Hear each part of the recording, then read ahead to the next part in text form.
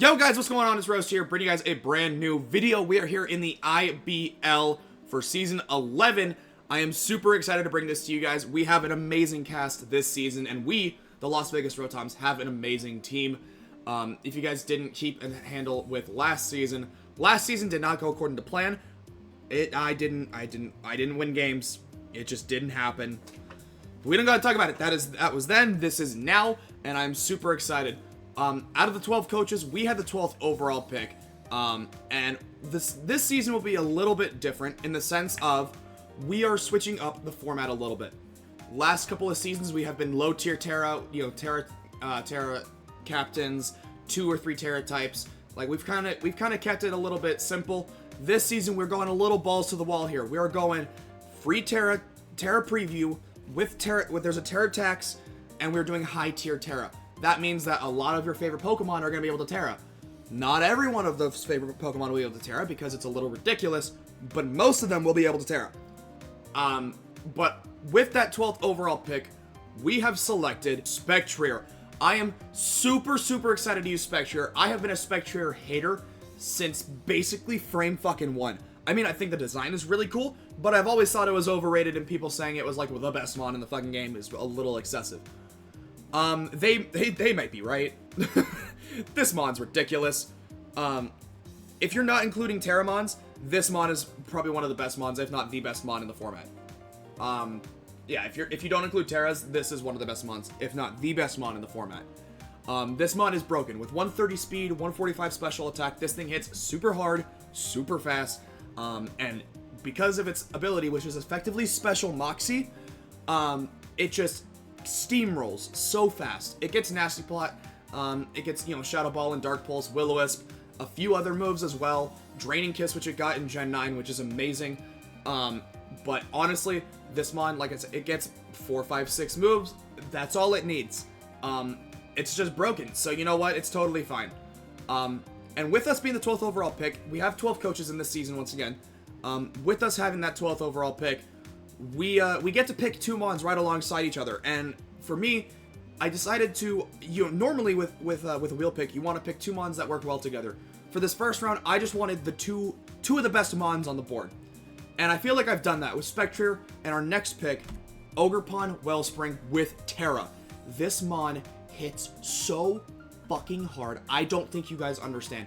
110 speed is not crazy, 120 attack does not sound that crazy either, but with the Wellspring Mask, this gets a 20% buff to its moves, and then with Terra, that water type Ivy Cudgel hits even harder. Alongside that, this mod has amazing coverage with Knockoff, with Play Rough, Stomping Tantrum, the normal water, Ivy Cudgel, and then some other grass coverage as well, Power Whip, Horn Leech, all that kind of stuff, Leech Seed, Spiky Shield. It gets spikes as well, gets U-Turn, the Draft League player's favorite move. It's amazing.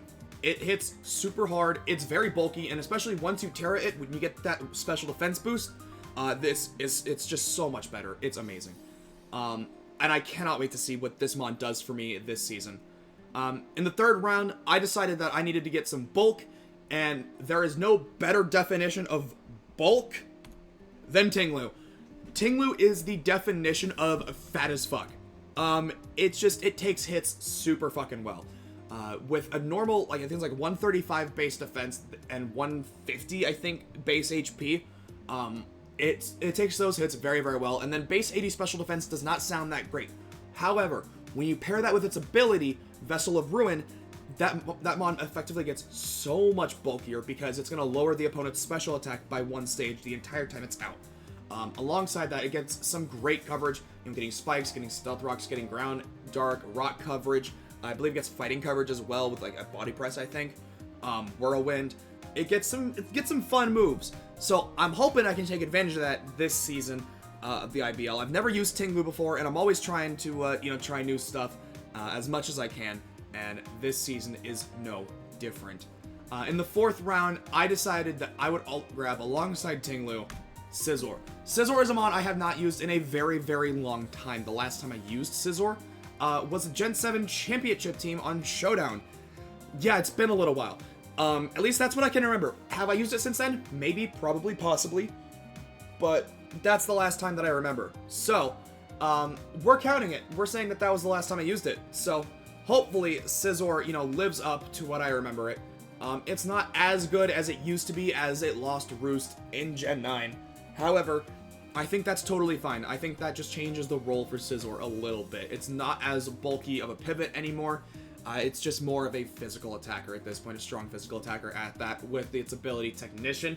This mon hits super, super hard with Bullet Punch, with Bug Bite, Dual Wing Beat, a couple of other moves it gets as well to take advantage of that Technician ability. Getting access to U-Turn and Knockoff are amazing, just because those are, I click those moves all the fucking time. So having something that can reliably click those is very, very nice. And it still gets access to Defog, which is really nice.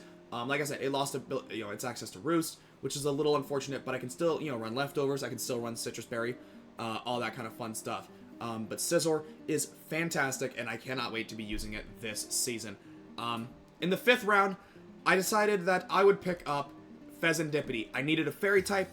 There wasn't a ton of Fairy types left on the board, and this was probably the best one I was going to get. If I'm going to be completely honest, this was probably the best one I was going to get.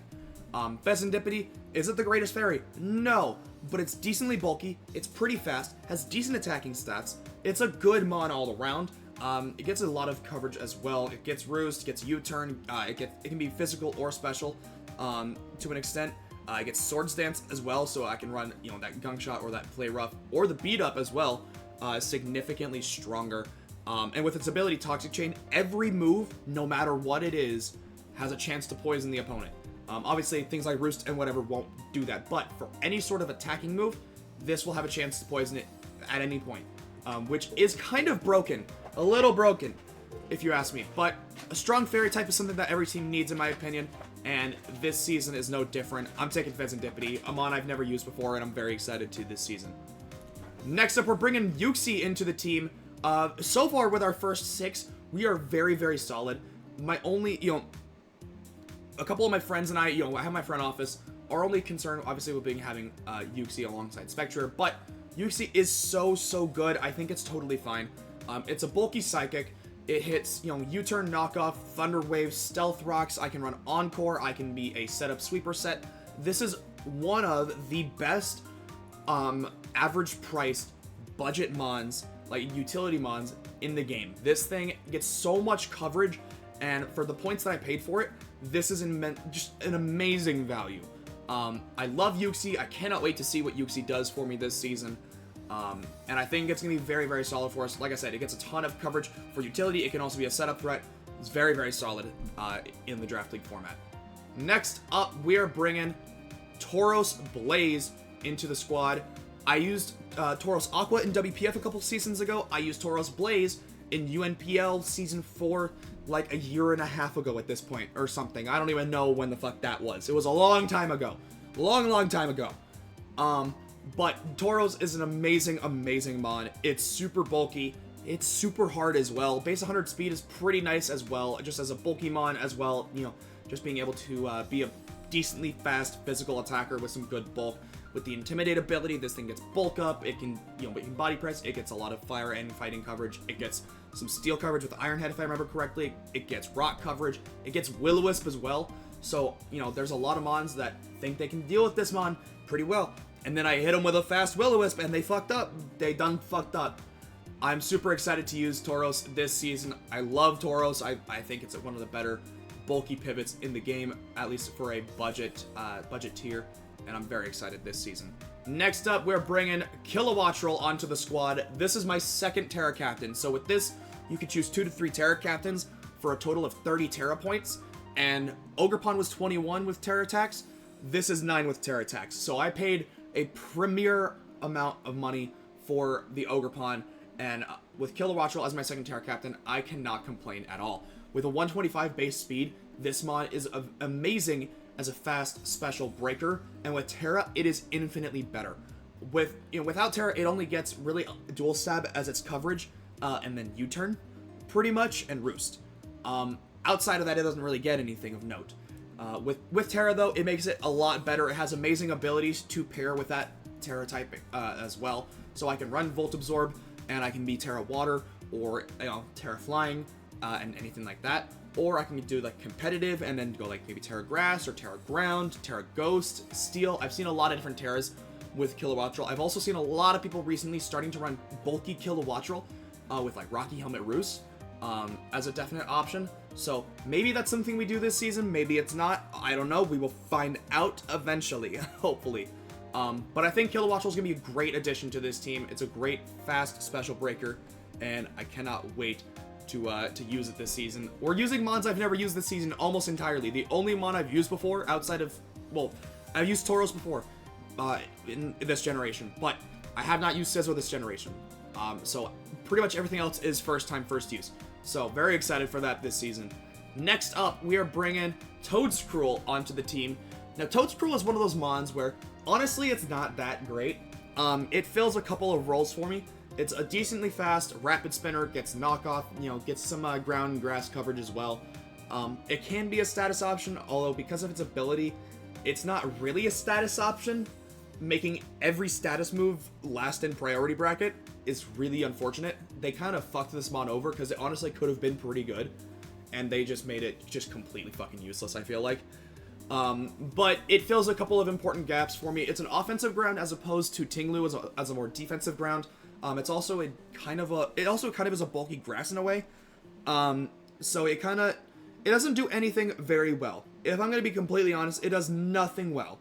But it does everything okay. And for 4 points, honestly, that's all I'm asking for. Like, honestly, for 4 points, that's all I can ask. But I'm actually very excited to use Toedscruel. There's a lot of things that this mon does that I've seen over the course of this generation, both as a Terra Captain and not as a Terra Captain. But I'm very excited to see what I can do with it this season. And then last, but certainly not least, the most important member of the squad, Sudowoodo! Sudowoodo, I'm very excited to use. It was a 1 point mon. It's honestly probably not going to come to a lot of games. It might come to like 1 or 2. That's probably about it. Honestly, out of a 1 point mon, that's kind of what you expect, right? That's pretty much what you do. I pretty much only picked this to spite one of my good friends, Collin, because we were talking a little while back, and we were talking about Sudowoodo. I don't remember why Sudowoodo came into the conversation. And, you know, he started talking shit. He's like, you're never going to draft Sudowoodo. You won't draft Sudowoodo. And I said, bet, I will. He told me to draft it for IBL. I said, bet, I'll do it. He called me, he said that I wouldn't do it. So I told him, fuck you, I'm doing it, and I drafted Sudowoodo. That's pretty much the entire reason I picked this mod, if I'm going to be completely honest. But what it's also doing for my team is it gives me a good flying resist, because realistically, I don't have one on this team. Like Kilowattrel, yes, resist flying. However, it's not that bulky. If we're going to be completely honest, even if I ran bulky Kilo, it's just not that bulky. But hopefully, you know, we are able to take advantage of this season's, this season's potential. We have an amazing team. I'm super excited, and I cannot wait to show you guys what this looks like. Let me know what you guys think of the team down below. Make sure to keep an eye on the rest of the coaches alongside myself. Hit that like button and that subscribe button. Subscribing to all the other coaches down below as well. And I will see you guys in week 1 of the IBL.